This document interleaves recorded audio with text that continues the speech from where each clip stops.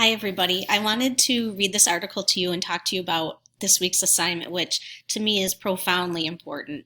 I've been doing my best to do a lot of research lately and to really make sure that this last quarter of school for you being online is meaningful, not just busy work. So I came across this article and it really touched me, and I want to share it with you and talk to you a little bit about this week's assignment. It's called "A Professor Gives a Challenging Assignment. His Students' Responses Move Him to Tears." As my course at the University of Central Florida moved online, I realized many of my 75 students were going through the most challenging event of their young lives, probably like you. The syllabus and long-term lesson plans for my U.S. History 1877 to present classes were all but abandoned as I struggled to become the professor they needed in crisis. Many were looking to me as a historian to help them find understanding and context. As a part of that effort, I asked my students to consider a historical artifact that could represent their experience during this pandemic to a historian 100 years in the future. I wanted my students to contextualize and think critically while understanding the way artifacts can relate personal historical narratives.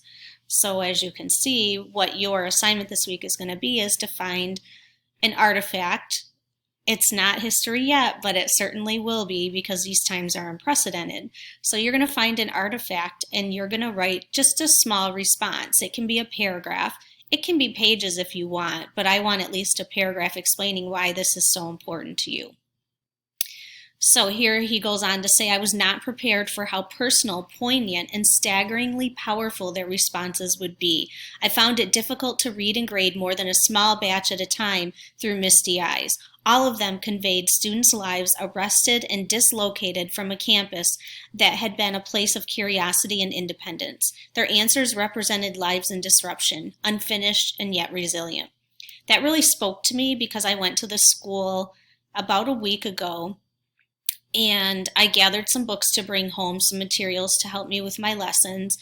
But on my desk was a subnote because my last day of work was the 12th of March. You guys still went the 13th, the 14th, and the 15th. I quit going early because I knew at that point things were very serious, and my husband has an immune system that's compromised, and it wasn't safe for me. It wasn't smart for me to put him in danger. So I have this subnote on my desk. I have assignments that were turned in. There are still books on the tables. It was just like how we left it. And it was sad to me. It was really sad to me. I'm glad everybody's home and safe, but it was just sad. It was like 1 minute, everything was fine and normal, and the next minute, we were done. And that it just happened so quick. So he goes on to say, some students suggested incomplete notebooks with the blank pages representing the notes they would not be taking from my lectures. Others thought of blank testing forms that would no longer be used for final exams. More than one student shared an image of empty college apartments hurriedly packed without roommates to say goodbye to, or the usual sounds of college life echoing in the hallways. Kind of how I felt when I went to our classroom. An abrupt exit to both the physical place and the abstract ideas of young independence it represented. Oh, I miss going to class and just seeing you guys and like putting my hand on your shoulder, or to some of the girls that I would give you good morning hugs. And projects half finished on the desk, a pile of unfolded laundry on the bed, and that light that you can't remember if you left on, Megan Shively wrote. A life filled with routines, habits, thoughts, goals, motivation, and excitement, all put on pause to live in limbo. Don't we all feel that, right? A number of foreign students suggested unused plane tickets as their artifact. With foreign travel all but shut down, their lives have been pushed towards uncertainty as they are unable to find the security of family and home. That would be really scary. Other students, now living with families again for the first time in years, suggested items such as bedroom doors, representative of the remaining barrier of their academic and personal lives. That's pretty deep. Your door representing a barrier to what's going on.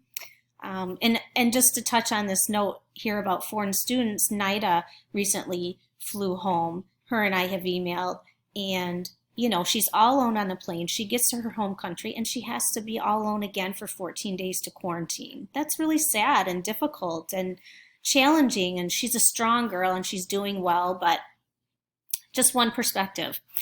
Some artifacts were less complicated: paintbrushes, running shoes, a ski boat, and a salvaged rusty bike. More than a few of my students are healthcare workers, essential workers, or who have family who are. Their artifacts represented powerful imagery laced with anxieties and fear of the pandemic invading homes. A parent's hospital ID badge, the notes a student mother who is a nurse leaves before starting a 12-hour shift, and the glass one family member leaves behind in an effort not to get the rest of the family sick, all reminded me that the burden of this pandemic is not equally shared. Went to get some groceries today and wore a mask for the first time in the grocery store, and I just thought, what is this world that we're living? What is this? I hope it's over soon. In an effort to make the assignment challenging, students understood their artifact needed to be tangible, not digital, something you hold on to, and not something obvious like a mask or a test kit. Many argued eloquently that these medical items were critical to understanding this pandemic. My students know I don't mind a little pushback when they feel the need to challenge something, so points were awarded for these answers, of course. And I can definitely hear some of you saying, but it's so important. The face mask is such a big deal right now. And by the way, Lily sent me some in the mail. Thank you, Lily. I didn't have any, so now my husband and I each have one. So this is only a sampling. There are so many more, but collectively they suggest lives in disruption and on pause. I have done my best to get my students to the end of the semester. And I feel like this is me speaking now, truly. They will be turning their final exams into me early next week. We don't have final exams. I'm immensely proud of their efforts, but my teaching, the lessons have all felt inadequate. Amen. I can't help but leave this semester knowing there were a host of aha moments and big connections that won't be made. My teaching philosophy has always been the analogy of planting seeds, and whether you've heard me say this or not, I feel the same way. I want to plant the seed. I want to plant the love of reading in your heart, the love of writing in your heart, being who you are and unique and creative. I know that some will propagate in front of me as the semester moves along, while others won't sprout for years. Still have hope for these seeds, hope that my students will keep learning and growing long after this crisis has passed. But like them, as the semester comes to an end, I feel a looming sense of something unfinished. Oh, I do. I do. I feel like this guy is speaking my words. I've been asked what artifact I would select for this hypothetical museum exhibit.